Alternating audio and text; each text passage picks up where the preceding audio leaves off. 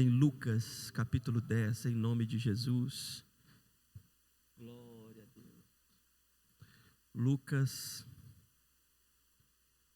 no capítulo 10, nós vamos ler até o versículo 24.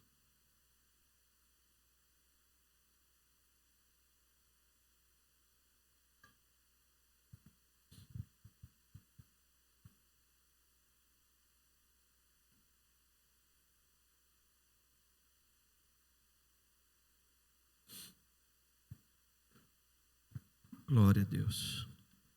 Vai conseguir colocar? Não? Amém. Glória a Deus. Eu estou lendo na minha, talvez a tua tradução vai estar um pouco diferente. E eu quero ler um pouco com você nessa manhã. Amém? Não se preocupe.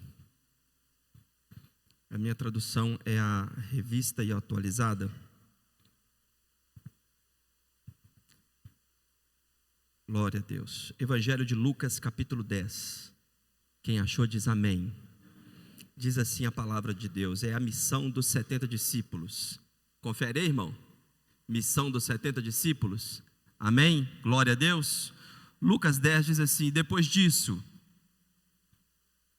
designou o Senhor ainda outros 70 e mandou-os adiante da sua face de 2 em 2. Mandou em quantos? A todas as cidades e lugares aonde ele havia de ir. E dizia-lhes: grande é em verdade a seara, mas os obreiros são. Rogai, pois, ao Senhor da seara, que envie obreiros para a sua seara. Ide, eis que vos mando como cordeiros ao meio de lobos. Não leveis bolsa, nem alforge, nem sandálias, e a ninguém saudeis pelo caminho.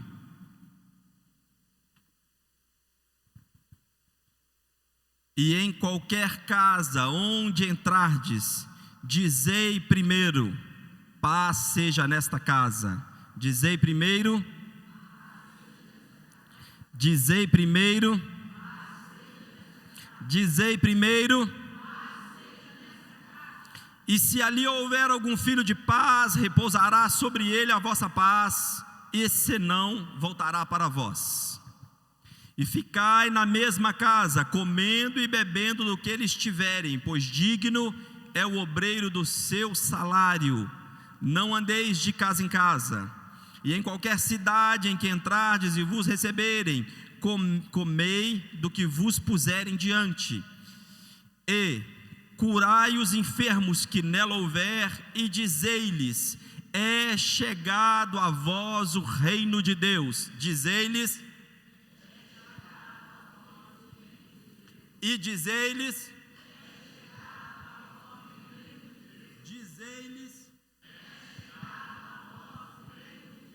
mas em qualquer cidade em que entrardes vos não receberem, saindo por suas ruas, dizei: até o pó que da vossa cidade se nos pegou, sacudimos sobre vós. Sabei com tudo isto, já o reino de Deus é chegado a vós. E digo-vos que mais tolerância haverá naquele dia para Sodoma do que para aquela cidade. Ai de ti, Corazim, ai de ti, Betsaida, porque se em Tiro e em Sidom se fizessem as maravilhas que em vós foram feitas, já há muito assentado estariam em saco de pano grosseiro e cinza, e se teriam arrependido. Portanto, para Tiro e Sidom haverá menos rigor no dia do juízo do que para vós.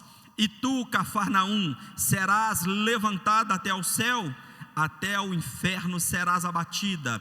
Quem vos ouve a vós, a mim me ouve, e quem vos rejeita a vós, a mim me rejeita, e quem a mim me rejeita, rejeita aquele que me enviou. E voltaram os 70 com alegria, dizendo: Senhor, pelo teu nome até os demônios se nos sujeitam.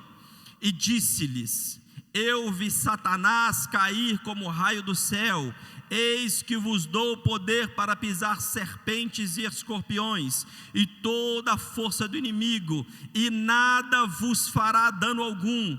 Mas não vos alegreis porque vos sujeitam os espíritos, alegrai-vos antes por estar o vosso nome escrito nos céus. Alegrai-vos antes. Alegrai-vos antes. Alegrai-vos antes. Naquela mesma hora se alegrou Jesus no Espírito Santo. Naquela mesma hora. Se você está em jejum, não tem problema não, mas põe mais força aí. Naquela mesma hora. Mais uma vez, naquela mesma hora. E disse: graças te dou, ó Pai, Senhor do céu e da terra, porque escondestes essas coisas aos sábios inteligentes e as revelaste às criancinhas. Assim é, ó Pai, porque assim te aprouve. Tudo por meu Pai me foi entregue, e ninguém conhece quem é o Filho senão o Pai, nem quem é o Pai senão o Filho, aquele a quem o Filho quiser revelar. E voltando-se para os discípulos, disse-lhes em particular: bem-aventurado os olhos que veem e que vós vedes, pois vos digo que muitos profetas e reis desejaram ver o que vós vedes e não viram, e ouvir o que vós ouvis e não ouviram. Amém? Se você puder deixar sua Bíblia aberta, pode se assentar. Vamos fazer uma oração. Pai, nós te agradecemos pela tua palavra santa, bendita, inerrante, inefável, inesgotável. Nós te agradecemos, Senhor. Te pedimos, Espírito Santo, nessa manhã, que o Senhor venha tomar este ambiente como o Senhor tem tomado, Pai, em nome de Jesus, e que traga clareza, Senhor, unção do Teu Espírito Santo, convencimento em cada um, nas mentes, nos corações e nas almas. Pai, em nome de Jesus, que haja, Senhor, um mover sobrenatural do Teu Espírito Santo nessa manhã, mover que somente o Senhor pode fazer. Aleluias, glória a Deus, bendito seja o nome do Senhor. Quando nós olhamos para o Evangelho de Lucas, Lucas ele não foi um discípulo, ele não andou com Jesus, mas Lucas, ao se converter, ele se dedica inteiramente ao Evangelho, ao Senhor. E Lucas, um médico, um homem dado às letras, ao estudo, então ele se dedica inteiramente a estudar e a pesquisar e a buscar e a se dedicar ao Evangelho. Um companheiro particular de muitos apóstolos, mas principalmente do apóstolo Paulo. Então os eruditos acreditam que Lucas escreveu este evangelho por volta do ano 65 ao ano 70, depois que Marcos compila o seu evangelho. Então ele baseia o seu evangelho baseado em Marcos, mas Lucas, iluminado pelo Espírito Santo, ele traz um evangelho voltado, diferenciado de Mateus, Marcos e também de João, porque Lucas agora, depois de tantas viagens de companheiro missionário, acredita-se que ele escreveu esse evangelho quando ele estava na igreja de Filipe, na primeira prisão do apóstolo Paulo em Roma. Ele não pôde ficar com Paulo, ele fica 2 anos em Filipe, então ele compila e ele escreve o evangelho, e Lucas escreve o evangelho de Jesus Cristo como um evangelho universal, o evangelho voltado para toda a humanidade. Vocês podem ver que Lucas, ele se apega em mostrar Jesus como o Salvador universal, aquele que veio para todos. Quando nós vemos aqui Lucas escrevendo agora o 10º capítulo, nós vamos ver que ele escreve que Jesus agora dá uma ordem aos 70 discípulos. Desses 70 discípulos, a Bíblia não menciona o nome de todos eles. Se nós incluirmos ali os apóstolos, os 12, então tinha mais 58 em que não se menciona o nome. Onde pode ser eu, pode ser você, a recebermos as mesmas ordenanças do Senhor em ir e pregar o Evangelho. Então o que o Senhor está dizendo para nós, o que Lucas está mostrando para nós, é que primeiro no capítulo 9, Jesus ordena os 9 discípulos, eles vão, fazem a missão e retornam. Jesus agora no capítulo 10, ele ordena os 70. E ele agora mostra que o Evangelho, ele é para todos, para nós que recebemos. E quando nós recebemos, nós não podemos ser egoístas em guardá-lo somente para nós. Nós temos que ir, porque ele está dizendo que a seara é muito grande. Os obreiros são poucos, a seara está a ponto de colher. Pastor, mas isso já tem mais de 2000 anos, é verdade. E você sabe o que aumentou muito? Aumentaram-se os obreiros, mas não em percentual igual ao que aumentou a seara. Se nós vermos hoje, a seara ela ainda é muito maior do que ela era naquela época. E os obreiros, pastor, os obreiros são menores em quantidade, em número do que eram naquela época. E aí nós ficamos nos perguntando, Senhor, mas o que precisamos fazer? Primeiramente nós precisamos nos identificar como verdadeiros discípulos, como aqueles que foram alcançados, como aqueles que são alcançados pelo Senhor, como aqueles que têm Jesus Cristo de Nazaré como seu único e suficiente Salvador, como aquele que entende que não há outro, que não há outra salvação, que não há outra forma, que não há outra condição de nós vivermos nessa vida sem o Senhor Jesus Cristo. E ainda como será na vindoura, como será depois, porque sabe quando nós enxergamos a vida vindoura, sabe como nós seres humanos conseguimos entender um pouco que a vida não acaba aqui? Quando nós vamos num leito, quando nós visitamos um doente, quando nós vamos a uma pessoa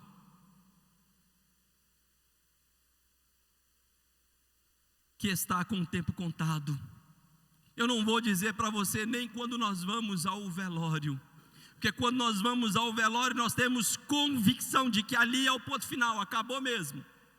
Agora o que fez, fez, o que não fez, não vai fazer mais. Mas se nós tivermos convicção de que a vida não acaba aqui, nós precisamos entender quem é Deus, nós precisamos entender quem é o Senhor. Amado, quando nós olhamos, quando nós vemos a natureza, quando nós olhamos para a humanidade, quando nós vemos as condições que nós vivemos, por mais que a ciência estude, por mais que se busque, por mais que se descubra, Salomão já dizia, nada há novo embaixo do céu. Está tudo aqui na Bíblia, está tudo explícito, está tudo claro. É só nós buscarmos, aprendermos e entendermos. Se você vê que lá em Gênesis 1 tudo foi criado, porque Deus ordenou, na ordenança da sua palavra, tudo foi criado, e tudo foi criado de uma forma tão gloriosa, tão única, tão sublime, tão harmoniosa, tão perfeita, que não tem condição de ser um estrondo, um Big Bang, uma explosão. Não, isso é criação, isso é Deus, e Ele é que mantém isso até hoje.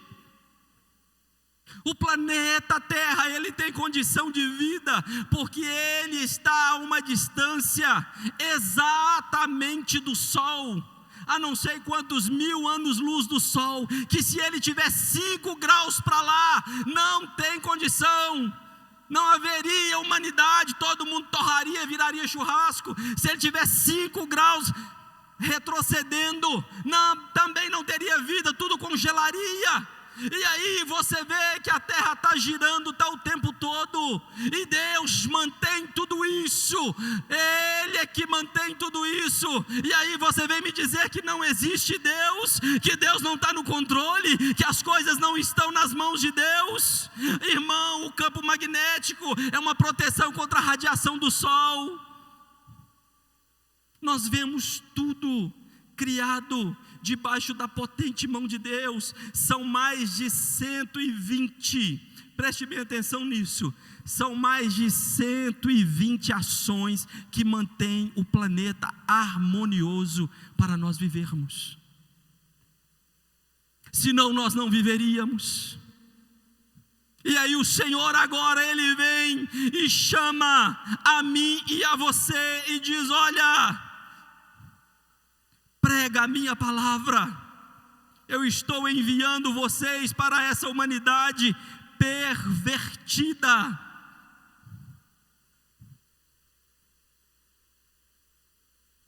Quando nós temos convicção de que nós fazemos parte da grande comissão, olha o que é que nós temos. A primeira coisa que nós temos: pastor, o mundo não está fácil. Não, é verdade. Pastor, o negócio não está, é verdade. A coisa está ruim, é verdade. Mas a primeira coisa que nós temos paz. Sabe o primeiro sinal de que você é convicto em Deus, que você é convicto no Senhor? Sabe a primeira ação, que não é alguém que vai dizer para você, mas é você que tem convicção daquilo que você está, e você está em Deus, é se o seu coração tem paz. Primeira ordenança que o Senhor deu para os discípulos. Como é que você leva, pastor Edmilson, uma coisa que você não tem?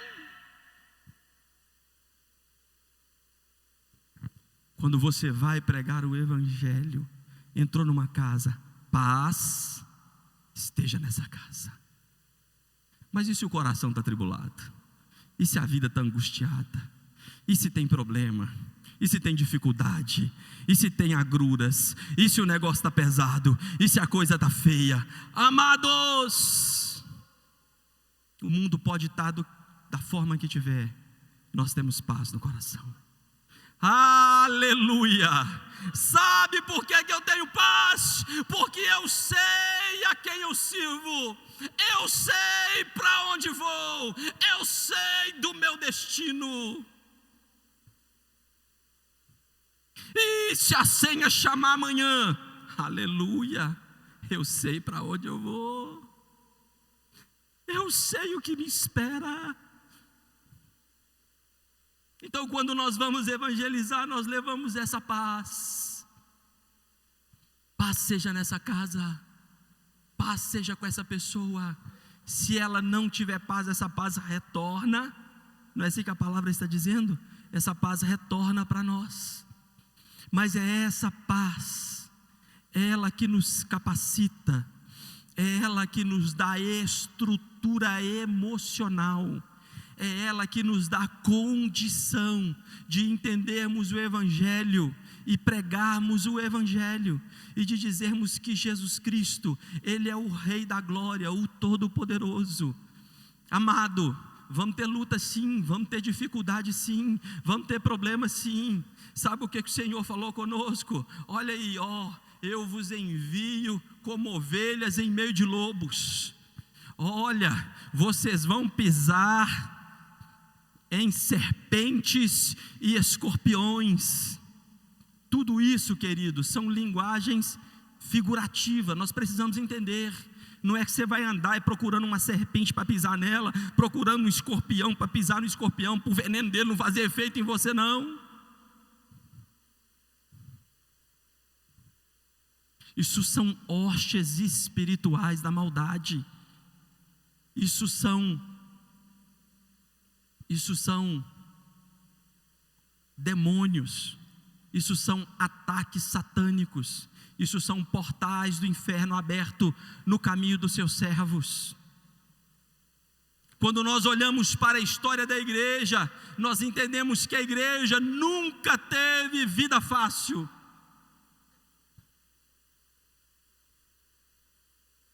Tem um pastor que escreveu um livro que ele dizia assim: quer ver a igreja crescer?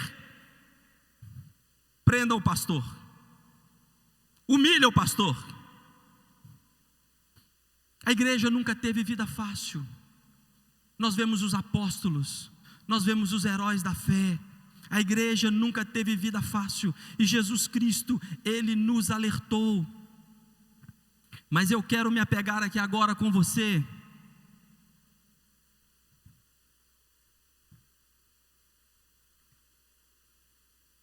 nesse ponto, que mesmo que a igreja esteja, mesmo que nós estejamos passando por luta, passando por dificuldade, passando por problema, quem foi que nos enviou? Quem está nos enviando? Quem está nos enviando? É Ele quem nos sustenta. Quem está nos enviando? É Ele quem nos garante. Quem está nos enviando? É Ele quem nos mantém de pé. Ele já nos garantiu: eis que eu vos dou poder, eis que eu vos revisto do Espírito Santo. Você olha no livro de Atos dos Apóstolos, que muitos acreditam ser o 5º evangelho, também escrito por Lucas, nós vemos que o Senhor ordenou que todos eles, que eles ficassem em Jerusalém, até que do alto eles fossem o quê? Revestidos de.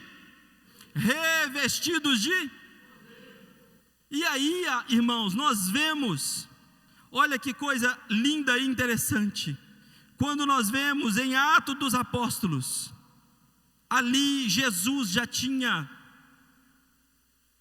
ressuscitado, andado por mais de 40 dias, aparecido a inúmeras pessoas, inclusive a todos os apóstolos e a igreja. Ele já tinha restabelecido a igreja, já tinha restabelecido Pedro, mas agora eles revestidos, eles em oração, Deus derrama o Espírito Santo, e eles são revestidos de poder. O Espírito Santo desce sobre todos, e eles revestidos de poder. Era festa, a cidade estava cheia, e todo mundo começa a olhar a igreja e fala: olha, esse povo parece que está bêbado, esse povo está... Não, mas nós somos de várias nacionalidades, cada um fala na nossa língua. O que está acontecendo com esse povo? Levanta um homem, pescador, chucro, muitas das vezes ignorante, com perdão da palavra, afoito nas ações, afoito nas reações. Ninguém imaginaria que seria ele, mas levanta esse homem agora cheio do Espírito Santo, revestido de unção, e ele faz um dos mais belos discursos que a igreja tem até hoje, em Atos dos Apóstolos, a partir do capítulo 2. E através daquela mensagem, naquele dia se converte mais de 3.000 almas. Mais de 3.000 almas. Pedro agora não é o mesmo. Pedro agora é revestido do Espírito Santo. Pedro agora é cheio do poder, Pedro agora é cheio da graça. Quem foi que revestiu? Quem foi que derramou o Espírito Santo? Quem foi que encheu ele daquela graça? Quem foi que encheu ele daquela glória? Aleluias. Mais uma coisa, o Senhor nos manda a irmos, libertarmos. O Senhor nos manda orarmos, expulsar demônio. O Senhor nos manda curar os enfermos e pregar o evangelho da graça. E quando, e prestem bem atenção nisso, nós vemos nos 4 evangelhos algo sublime. Nós vemos Jesus chorou por 3 vezes. Diga comigo, 3 vezes. Mas nós vemos aqui Jesus se alegrando. Às vezes a gente não se atenta a isso, mas Jesus aqui, ele se alegra quando os discípulos voltam com a notícia: Senhor, nós evangelizamos, nós pregamos, os demônios nos submetem, olha, a glória do Senhor é manifesta, o teu nome é louvado.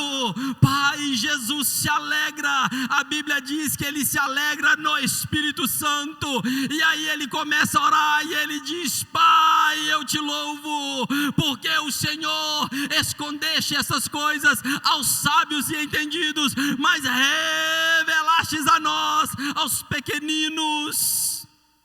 Jesus se alegrou, querido, Jesus se alegra. Você se lembra quando você se converteu? Jesus se alegrou, houve festa no céu, aleluia, aleluia. Eu imagino que Jesus se colocou de pé e disse: oh, vinde a mim, bendito. E nós precisamos continuar essa boa obra. Nós precisamos continuar essa boa obra. Eu quero te convidar a se colocar sobre os seus pés. O grupo de louvor vai louvar. E eu quero te convidar nessa manhã a fazer uma oração, a pedir a Deus a alegria de ganhar uma alma, a alegria de pregar a salvação, a alegria de trazer uma alma aos pés do Senhor Jesus Cristo, aleluia, porque quando uma alma se converte, aleluia, oh querido, o céu ganha mais um, o inferno perde mais uma, a festa no céu, a glória no céu, aleluia, e a nossa missão é essa. Às vezes nós ficamos tão decepcionados, mas eu quero te encorajar nessa manhã. Às vezes nós olhamos para os nossos, a nossa família, às vezes os nossos familiares, e nos dói tanto o coração. Senhor, por que não converte? Senhor, por que fulano não te aceita? Senhor, por que Bertrano ali? Senhor, eu quero te convidar nessa manhã a nós orarmos por essas pessoas, a começar por essas mais próximas a nós, na nossa casa, na nossa família. Às vezes nem sempre ganhamos, nem sempre vencemos, às vezes somos frustrados. Eu oro pela minha família, alguns já se converteram. Eu ganhei o meu irmão mais novo para Jesus, eu tinha 3 meses de convertido, lendo a Bíblia, orando dentro de casa. No meu quarto ele se converteu. Mas já tem outro que é só Jesus. Mas Jesus vai alcançá-lo. Jesus vai alcançá-lo. Porque nós não cessamos de orar. Nós não podemos desistir. Nós não podemos parar de orar. Enquanto o grupo de louvor vai estar louvando, eu quero te convidar a colocar essas pessoas agora que o Espírito Santo está trazendo aí na tua mente.